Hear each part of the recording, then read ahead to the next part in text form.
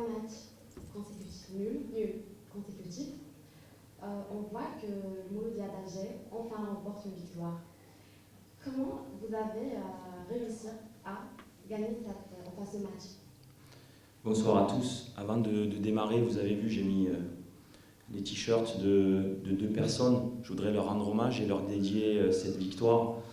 Un ancien joueur, Pépito, qui nous a quittés cette semaine, et un supporter, un frère, où on ne devrait pas venir au stade et perdre la vie. Donc, avec beaucoup d'émotion, je leur dédie ces 3 points, cette victoire et ce titre de champion d'automne du Mouloudia.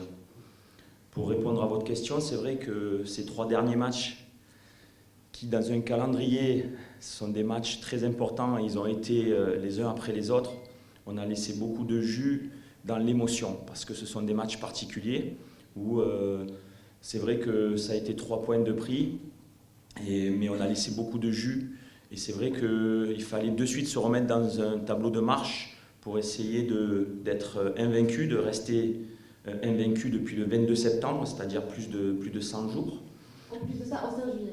Au 5 juillet, où on a senti un soutien, mais on sentait que le public voulait vraiment ces 3 points comme nous. Et je tiens vraiment à féliciter tous les garçons, parce que même si c'est 1-0 avec beaucoup de stress, j'ai la sensation que c'est un de nos meilleurs matchs en termes de volonté d'essayer de bien faire les choses, de jouer au ballon.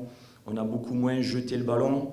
On a essayé de trouver des relais au milieu de terrain, de dédoubler, beaucoup de centres.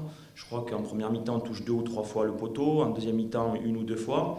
Et puis c'est peut-être sur une action que tout le monde attendait, où il y a un centre, un ballon qui ressort, et Mehdi Bouchrit qui est en rentrant. Donc je lui avais dit, il vous le dira, mais je lui avais dit hier qu'il allait rentrer et marquer.